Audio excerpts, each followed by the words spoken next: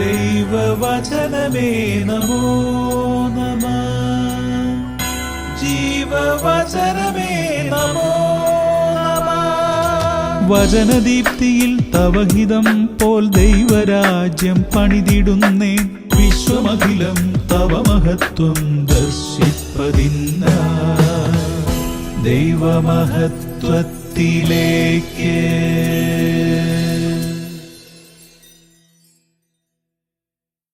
കർത്താവായ ഈശോയിൽ പ്രിയ സഹോദരങ്ങളെ, എന്തെന്നാൽ സ്വന്തം ആത്മാവിൽ നിന്ന് നിത്യജീവൻ കൊയ്തെടുക്കും.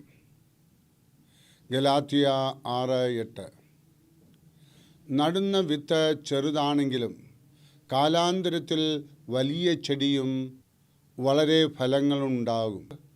ഏത് വിത്ത് വിതയ്ക്കുന്നുവോ അതിൻ്റെ ഗുണത്തിലും സ്വഭാവത്തിലുമുള്ള ഫലങ്ങളായിരിക്കും ഉണ്ടാകുന്നത്.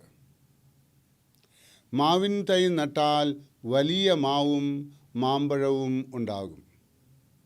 കാഞ്ഞിരത്തൈ നട്ടാൽ കാഞ്ഞിരവും കയ്പ് നിറഞ്ഞ കായ്ക്കളും ഉണ്ടാകും. അതുപോലെ തന്നെ ജഡീക ചിന്തകളും അതിനനുസരണമായ പ്രവൃത്തികളും അല്പാൽപമായി ആരംഭിച്ചാൽ പിൽക്കാലത്ത് മ്ലേച്ഛ ജീവിതം നയിക്കുവാൻ മടിയുണ്ടാകുകയില്ല. നേരെ മറിച്ച് ആത്മീയ ചിന്തകൾക്കനുസരണമായ ആരംഭമിട്ടാൽ ധന്യമായ ജീവിതം പിൽക്കാലത്ത് ഉണ്ടാകും. നിസ്സാരമെന്ന് തോന്നുന്ന കാര്യങ്ങൾ ഭാവിയിൽ വലിയ രൂപാന്തരം ജീവിതത്തിൽ വരുത്തും. കപ്പൽ അപകടത്തിൽപ്പെട്ട് സിൻബാദ് വിജനമായ ഒരു ദ്വീപിൽ ചെന്ന് കയറി.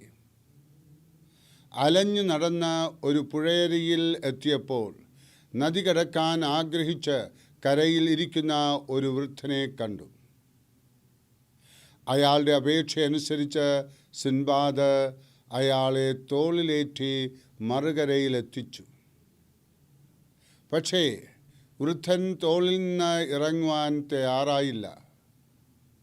ഉറങ്ങുമ്പോഴും നടക്കുമ്പോഴുമെല്ലാം അയാളെ ചുമക്കണമായിരുന്നു. സിൻബാദിൻ്റെ കഴുത്ത് അയാളുടെ കാലുകൾക്കിടയിൽ ഞെരുങ്ങി. ഇതുപോലെ പാപം സ്നേഹഭാവത്തിൽ നമ്മുടെ ജീവിതത്തിൽ പ്രവേശിക്കുന്നു. പെട്ടെന്ന് അത് രൂക്ഷമൂർത്തിയായി രൂപാന്തരപ്പെടും. അവസാനം നമ്മെ അത് നശിപ്പിക്കും.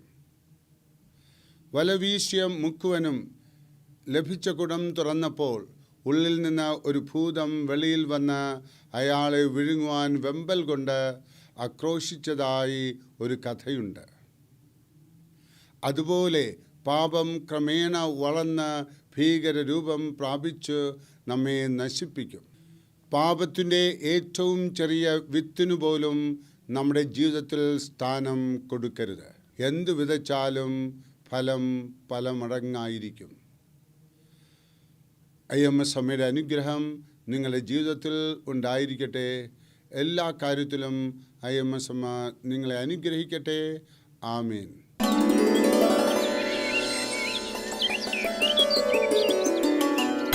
ദൈവവചനമേ നമോ നമഃ.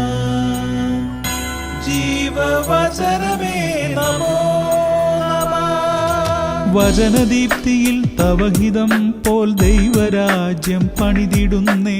വിശ്വമഖിലം തവ മഹത്വം ദർശിപ്പതിന്ന ദൈവമഹത്വത്തിലേക്ക്.